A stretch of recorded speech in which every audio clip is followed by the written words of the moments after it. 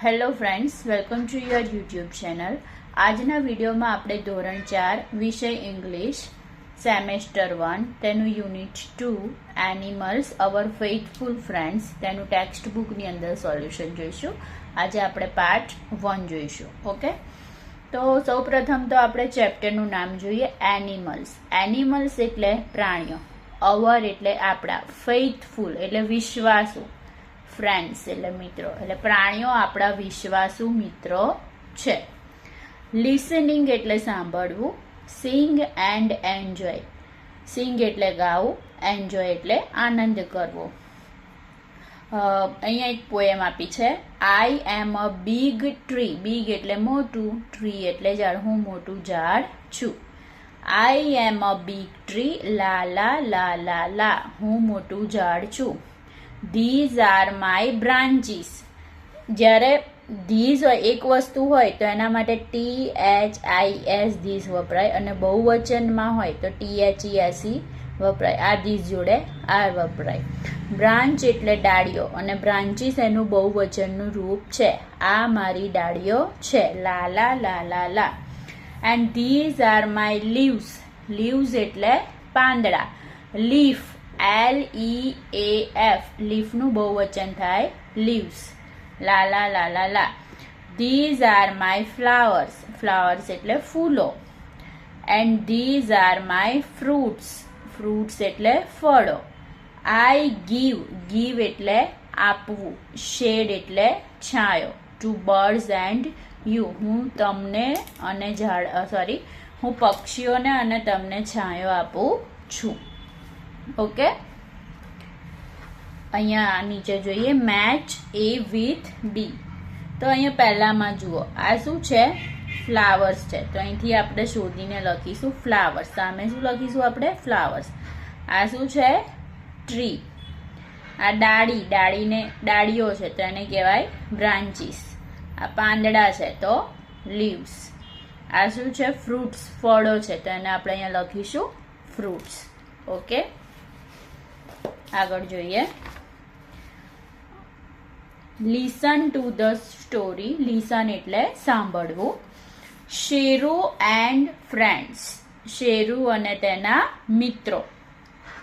હવે આપણે જોઈએ, Sheru the little હેજોગ like to dance, sing and play.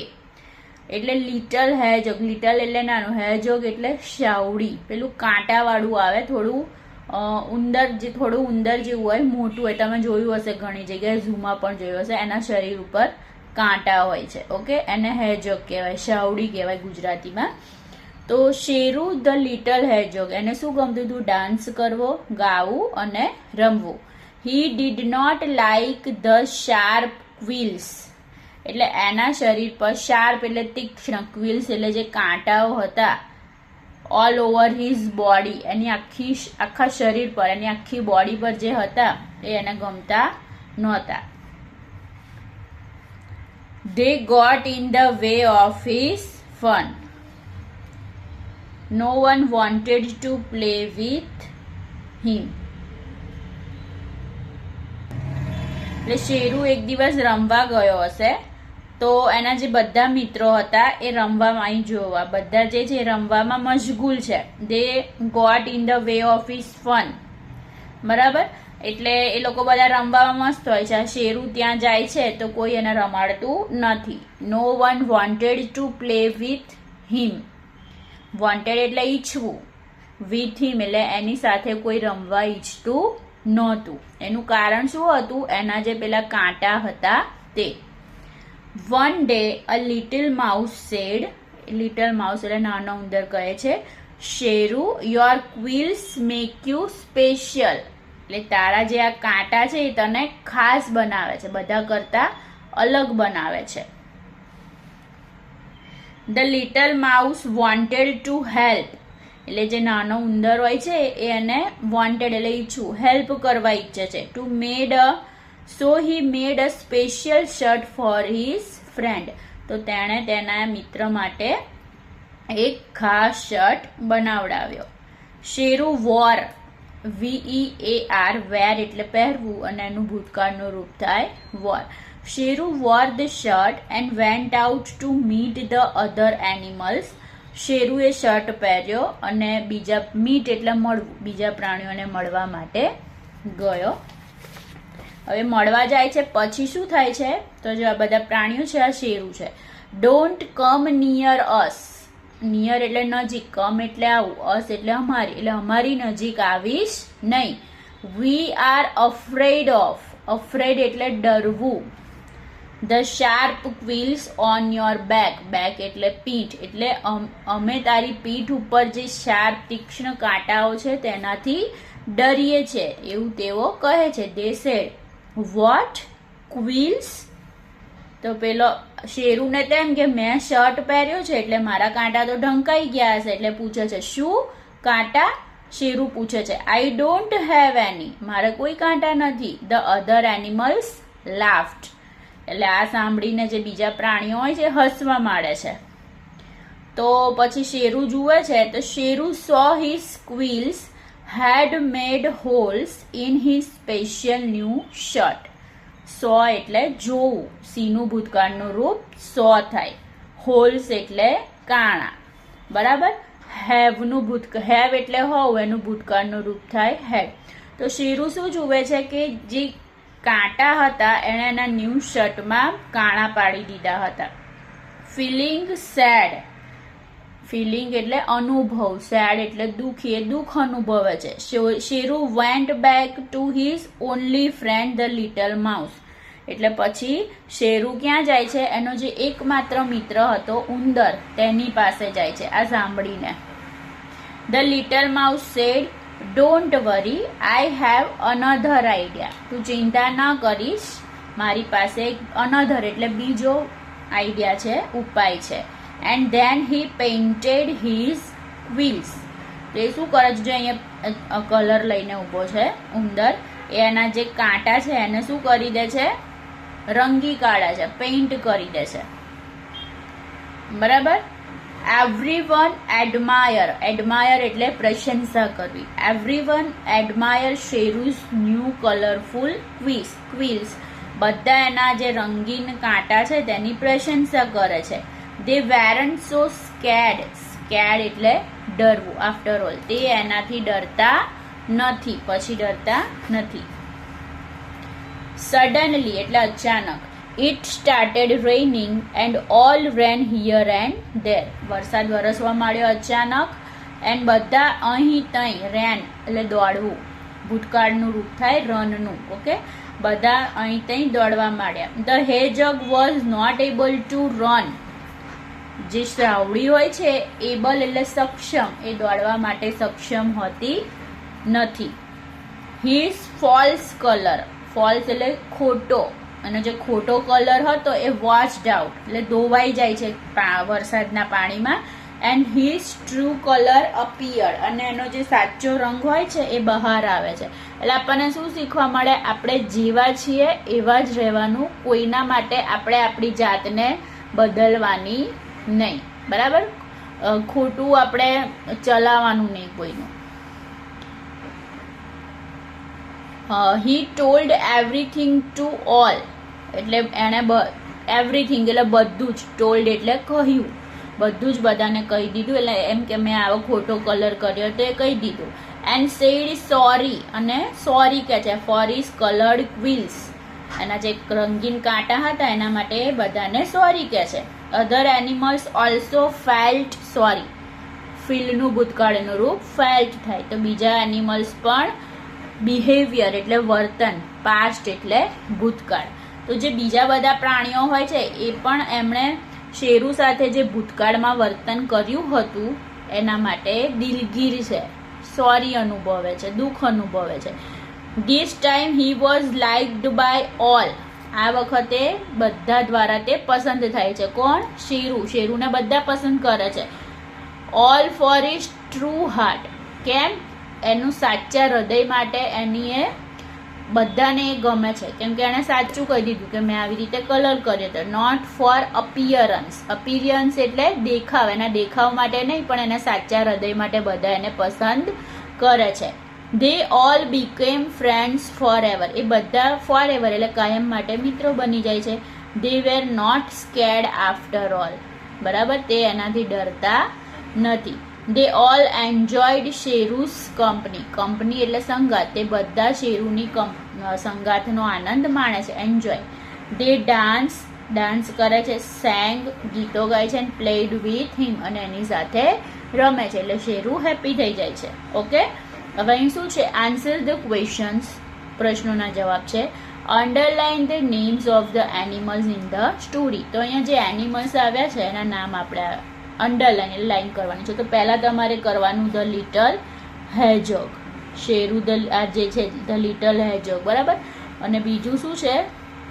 તો લિટલ માઉસ. આ બે જ પ્રાણીઓના નામ આવ્યા છે, બીજા પ્રાણીઓના નામ નથી આવ્યા, બરાબર. આના પર તમારે અંડરલાઈન કરવાની. હવે અહીંયા છે ધ લિટલ હેજહોગ લાઈક. શું ગમતું હતું એને? તો to dance, sing and play. Okay, third છે બીકેમ ધ હેજહોગ્સ ફ્રેન્ડ. કોણ એનું ફ્રેન્ડ કીધું છે? જો ફ્રેન્ડ્સ નથી કીધું. જો ફ્રેન્ડ્સ કીધું હોત તો ઓલ એનિમલ આવે, પણ અહીંયા ફ્રેન્ડ કીધું છે. તો કોણ એનું મિત્ર બન્યું? The little mouse. સૌથી પહેલા એ એનું મિત્ર બન્યું. Okay, the hedgehog was liked by all for his true heart. એનું જે સાચું હૃદય હતું એના માટે બધા એને પસંદ કરવા લાગ્યા. તો એમાં શું આવશે? ટ્રુ આવશે. ઓકે, હવે અહીં રીડિંગ છે. તો આઈડેન્ટિફાઈ ધ એનિમલ્સ. આઈડેન્ટિફાઈ એટલે ઓળખ કરવાની છે પ્રાણીઓની. With the help of the given clue. આપણને ક્લ્યુ આપ્યા છે, હિન્ટ આપી છે, એના પરથી આપણે પ્રાણીઓને ઓળખવાના છે. અહીંયા આપણને કૌંસમાં પ્રાણીઓના નામ આપ્યા છે. કેમલ એટલે ઊંટ, બેર એટલે રીંછ, ડોંકી એટલે ગધેડો, ઝીબ્રા, ફોક્સ એટલે શિયાળ, કાઉ એટલે ગાય. ઓકે, તો અહીંયા શું છે? I have 4 legs. મારે 4 પગ છે. આઈ ગીવ મિલ્ક. હું દૂધ આપું છું. આઈ એમ અ ડોમેસ્ટિક એનિમલ. ડોમેસ્ટિક એટલે પાલતુ. હું પાલતુ પ્રાણી છું. તો અહીંયા શાનું ચિત્ર છે? ગાય. તો અહીં લખીશું આપણે કાઉ. I have 4 legs. મારે 4 પગ છે. I live in forest. હું જંગલમાં રહું છું. I have a big tail. મારે લાંબી એટલે મોટી પૂંછડી છે. તો શું આવશે? ફોક્સ. આઈ ઈટ ગ્રાસ. ગ્રાસ એટલે ઘાસ, ઈટ એટલે ખાવું. હું ઘાસ ખાઉં છું. I live in Africa. હું આફ્રિકામાં રહું છું. આઈ એમ બ્લેક એન્ડ વ્હાઇટ. હું કાળું અને સફેદ છું. I look like a horse. હું ઘોડા જેવું. લુક લાઈક એટલે જેવું. કોના જેવું દેખાઉં છું? ઘોડા જેવું. તો શું આવશે? ઝેબ્રા. ઓકે, આગળ.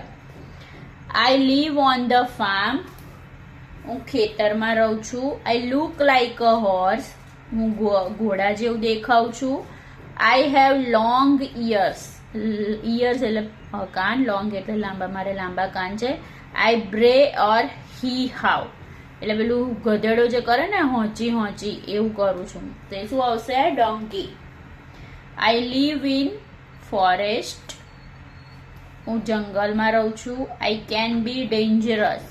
હું ખતરનાક પણ બની શકું છું. રીંછ. ડેન્જરસ એટલે ખતરનાક. આઈ એમ બ્લેક ઓર બ્રાઉન. હું કાળું હોઉં છું અથવા બ્રાઉન એટલે કથ્થાઈ હોઉં છું. I like fruits and honey. મને ફળો અને મધ ભાવે છે. હની એટલે મધ. બેર આવશે. યુ કેન રાઇડ મી. તમે મારા પર. રાઇડ એટલે સવારી. તમે મારી સવારી કરી શકો છો. I don't drink often. Often એટલે વારંવાર. હું વારંવાર પાણી પીતો નથી. ડ્રિંક એટલે અહીં આપણે પાણી પીવું લઈશું. I live in dessert. Dessert એટલે રણ. હું રણમાં રહું છું. I have a hump. Hump એટલે ખૂંદ. તો આવશે કેમલ. ઓકે, ચલો હવે રીડ ધ પેસેજ છે. એક પેરેગ્રાફ આપ્યો છે. 3 આપણને પક્ષીઓ આપ્યા છે. પહેલું છે ધ ઓસ્ટ્રીચ. ઓસ્ટ્રીચ એટલે શામરૂખ. The ostrich is a big bird. જે શામરૂખ છે એ ખૂબ મોટું પક્ષી છે. It has long legs. તેને લાંબા પગ હોય છે. અ લોંગ નેક. લાંબુ ગરદન હોય છે. A big body. મોટું શરીર હોય છે. And a short tail. નાની પૂંછડી હોય છે. The kiwi. The kiwi has short legs. કીવીને છે ને શોર્ટ એટલે ટૂંકા પગ હોય. એન્ડ અ લોંગ બીક. બીક એટલે ચાંચ. અને લાંબી ચાંચ હોય છે. The kiwi is a funny bird. જે કીવી છે એ રમૂજી પક્ષી છે. બીકોઝ એટલે કારણ કે ઇટ હેઝ નો વિંગ્સ, કેમ કે પક્ષીઓને પાંખ હોય પણ કીવીને પાંખ નથી. વિંગ્સ એટલે પાંખ. And it has no tail અને એને પૂંછડી નથી. ધ પીકોક એટલે મોર. The peacock has a blue neck એટલે જે મોરને ભૂરી ગરદન હોય છે. એન્ડ અ યલો બીક, બીક એટલે ચાંચ, પીળી ચાંચ હોય છે. ઇટ હેઝ વેરી લોંગ ફીધર્સ, ફીધર્સ એટલે પીંછા, અને એને લાંબા પીંછા હોય છે, ઘણા લાંબા પીંછા હોય છે. ઓકે, હવે એના પરથી આપણે આ ખાલી જગ્યાના જવાબ આપવાના છે. તો the ostrich has a long neck, લાંબી નેક કોને હોય છે? તો ઓસ્ટ્રીચને. The peacock has a blue neck, blue ગરદન કોને હોય છે? પીકોકને. The kiwi has a long beak, લાંબી ચાંચ કોને હોય છે? કીવીને. The peacock has a feathers, feathers કોને હોય છે? પીકોકને. The kiwi has no wings, કીવીને પાંખો હોતી નથી. Okay, thank you. Please subscribe my channel.